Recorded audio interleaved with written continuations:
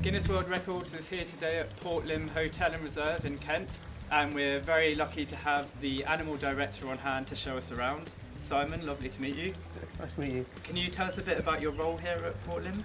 I'm in charge of sort of the animal side of the business, as far as seeing what new animals we get in, what we're doing with our current animals, how we build new enclosures, what we look into sort of conservation abroad, that kind of thing really. And roughly how many species do you have living here at Port Lympne? We've got about 70 species and over 1,000 animals here at Port Lympne.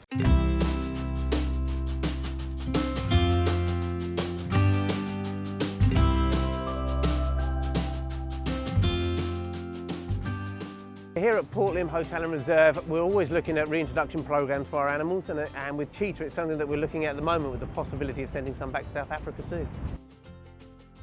These are the fastest mammal on land. They've hit a top speed of about 62 miles per hour. The whole reason that cheetahs exist is because they can run incredibly fast, and that's how they take down their prey. To care for cheetahs is great. I mean, they're a fantastic species that we can do lots of enrichment with. Being able to give them sort of huge spaces is what's very important as well. We want to be in a position where we can offer them areas to actually run and hopefully hit their top speeds of about 60 miles an hour. As far as how we look after the cheetahs here, some of the challenges are that you've got to keep males and females separate when they're not being bred. Finding the space for them, making sure that there's enough space for these animals so that we can get them up to their speed. The other thing we've got to look into is, of course, the food. We've got to make sure they've got a good variety of food for them available. And because we're not in Africa, so we're in a colder climate, so we have to have nice big sheds that have actually got a good temperature inside them. Here in this country, I mean, in the wild they'd be taking down antelope across the border, sort of small antelope up to impala, all that kind of stuff. Whereas here we feed things like rabbits and chickens, and some horse and stuff like that, really.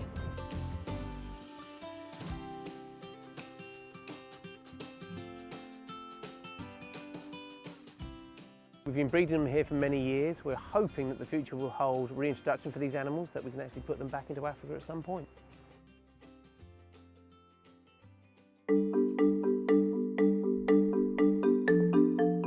These are the Andean bears behind us. These are known as the most southerly bears in the world. With the Andean bears, they have a tendency to be more relaxed in the winter. They go into what is like a semi-hibernation. Essentially, they get more lazy and they're sort of more relaxed in the winter months. They've sort of built up their supplies ready for the winter months, and in the summer, they're a lot more active and doing a lot more. We've been known to go swimming. We have a nice big house where they can get away from everybody. We also have loads of areas within here where they can go and hide. It's about making sure that you can have as natural environment as we can in this kind of situation. Bears in captivity have always suffered from possibly stereotyping in the past.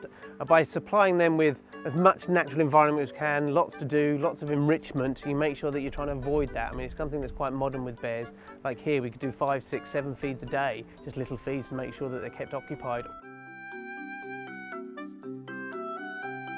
These bears get a variety of food. Like I say, they like everything. We give them monkey nuts, we give them mealworms, we give them eggs, we give them small bits of meat, stuff like rabbit and chicken. They're a great animal. They're incredibly good to watch. There's always stuff going on. This is a breeding pair, hopefully. I mean, again, they're very young at the moment, so we're hoping that in the next couple of years that we will have cubs, which will be very exciting.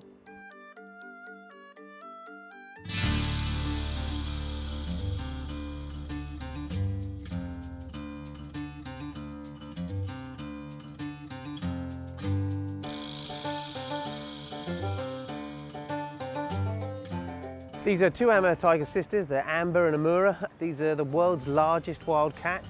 They're very, very tall, particularly powerful. They come from sort of right up into Russia near the Amur River. They were the Siberian tigers, what they used to be known as. They're an amazing predator, and they're just a wonderful animal. When it comes to Amur tigers, we try and look at as much of a natural environment as we can. We've got a vast enclosure here with lots of planting up in it, loads of trees, a couple of sheds. I mean, the one advantage of Amur tigers is they come from a very cold area, so essentially they're quite used to our climate and they adapt very well. They're great swimmers, they love going in the water. We've got plenty of areas for them to climb, and we sometimes do ice bloodsickles, as they're called, so that we can actually feed them stuff during the summer. We do as much as we can. Tigers you have to be very careful with. The temperament of these can go up and down depending on the day. Essentially, they are very dangerous animals. This is why you've got to be very careful around them. The numbers are declining in the wild, and again through deforestation, a lot of hunting. I mean, these are hunted quite a lot, especially for China, for the bones and that kind of stuff. So it's very important that we continue with the breeding success that we've had here.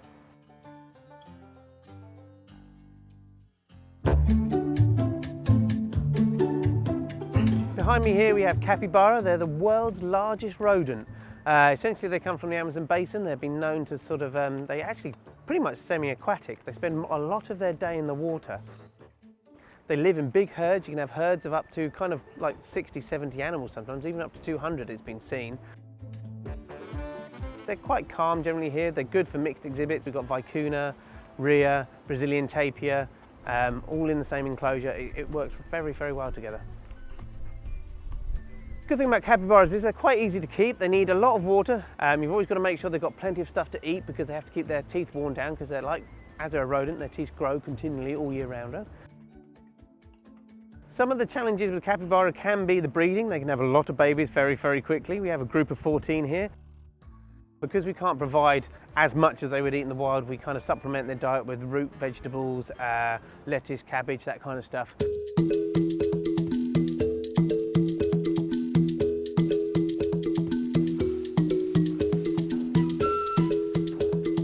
I look after Kinget, who is the Guinness World Records holder for oldest tapir in captivity. So Kinget was actually originally imported from Ragunan Zoo in Jakarta in Indonesia, and that was way back in 1992 when he originally came to Port Lim. So he's been here for a long time, about 27 years, and he is definitely one of the biggest characters of all the tapirs we've ever had here. He's very much human orientated, so he absolutely loves human attention and gets lots of fuss and cuddles every day. As with most animals, the sweet and delicious but not so healthy things are the favourites. So he does get a healthy, balanced diet, but he gets a few extra treats because he's special. So he gets things like apples and bananas, a little bit of bread. Of all the animals, not just tapirs, of all the animals I've ever worked with, he is one of the most memorable characters, and everyone who has ever worked with him loves him. He is so old, but he's in such good form. He's really loving life. He's really active still, and he just really enjoys every day, which is really good to see.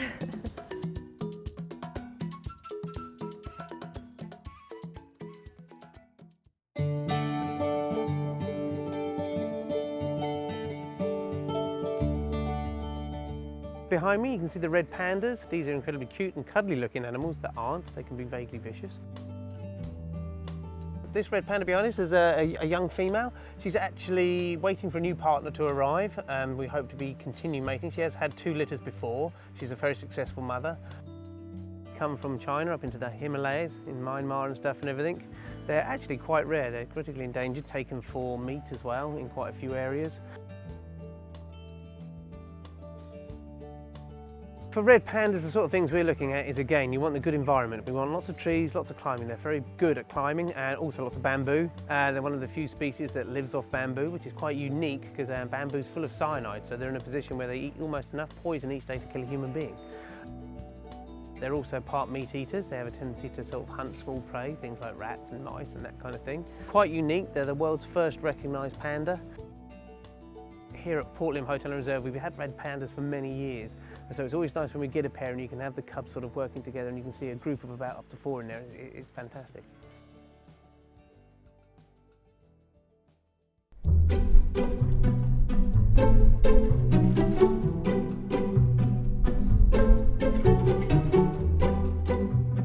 Our guys are pretty laid back.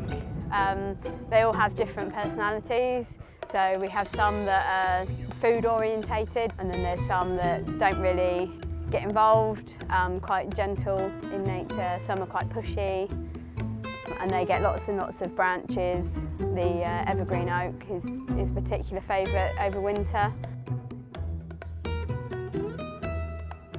With our giraffes, they don't go out under 5 degrees just because they can't really cope with the temperatures that we have in England. So yeah, we keep them shut in under 5 degrees. The house is heated to around about 20 degrees, so nice and warm in there for them.